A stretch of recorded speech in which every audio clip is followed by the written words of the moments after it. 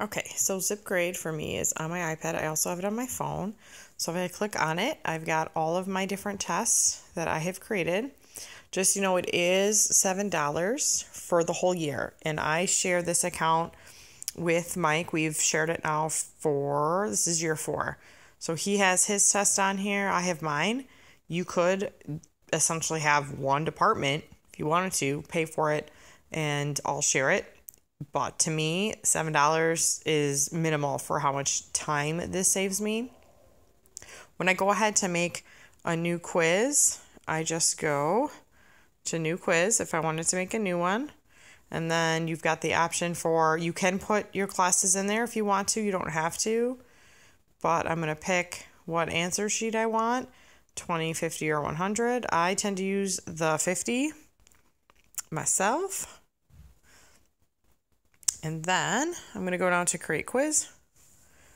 And here's what it's going to look like. I can put my title in there if I wanted to. I can edit the name of it to whatever I want to call it. I can also change my answer sheet if I want. If you wanted to use an old quiz, you could do that too. You could copy it from an old one. I didn't go through that on this tutorial, but that is an option if you wanted to. Okay, I'm happy with that. And we click done. Okay, here we go. So then when I want to go ahead and edit my key, I click edit key and I make whatever dang it. I pick whatever answers I want to my test. There is the option to do extra credit. There's a lot of other tutorials online that can walk you through how to do that. But just clicking the I to the right gives you the option. You can see here you can assign a primary answer, or I can add another answer if I wanted to. So that's one of the ways that you can go ahead and really customize this to do a couple different features. Once I'm ready to scan my test, I would go to scan papers. I don't have one. I didn't bring one home today, but you would just line it up and scan it just like they showed in the other video. And that's really not what I wanted to show you. That's how quick and easy it is. What I wanted to show you was, and I'm just going to take an old test from way back from students who don't go here anymore. Let's take an old one from 2016. So here's all my scanned in papers. I use dry erase answer sheets. So when my students fill this out, this is actually a dry erase sheet and they're filling it out with dry erase expo markers. So they're writing in their name in the entire box. You can, if you wanted to, print off the sheets that already have their name, so they'd be in paper, and their student ID attached to it. I just like to reuse paper. I love that this allows me to save trees. So I prefer the Scantron, and there's another reason why I prefer the Scantron that I'm going to talk about in a second. So on this test, once Eli's done, it scans. This is what it reads. He can take a picture of this with his phone as soon as he's done. If he wants to, he can go back with the test and review the answers he got wrong. 3, 4, 5, and 4 and 14.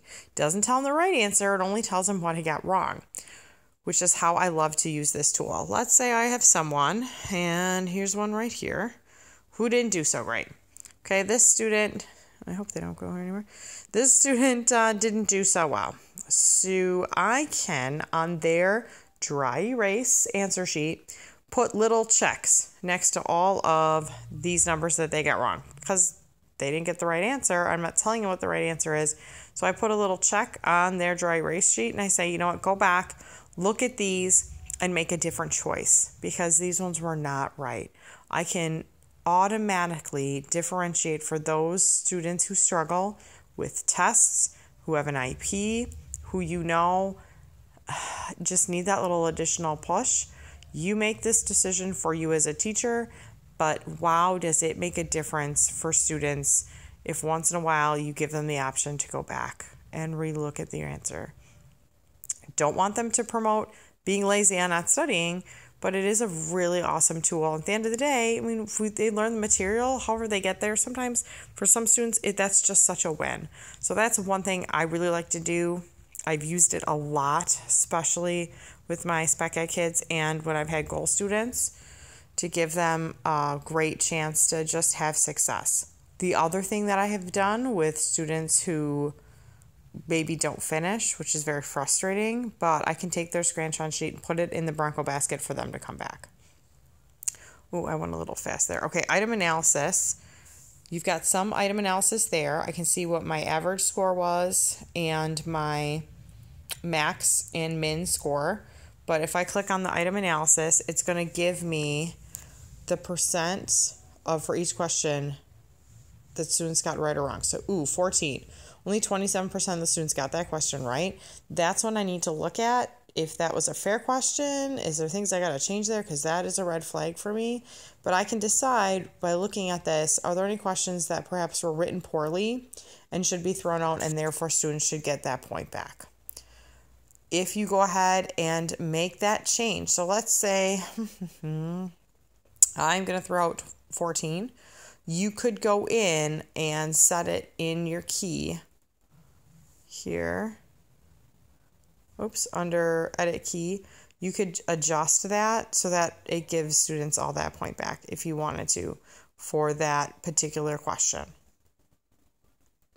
So those are the main ways that I use Zipgrade. Students love that they get their grade right away and they can see how they did. And differentiation for me is huge. And if I ever have a student who's absent or wants to retest, man, does it save me time, because all of my keys are stored in here. I can just go back and have it ready in the bin for them to go whenever they want to come in and test or retest. It is such a time saver. All of the printable sheets are online. You just print them off for free. You can, again, reuse them, not reuse them, but they're always online available to you.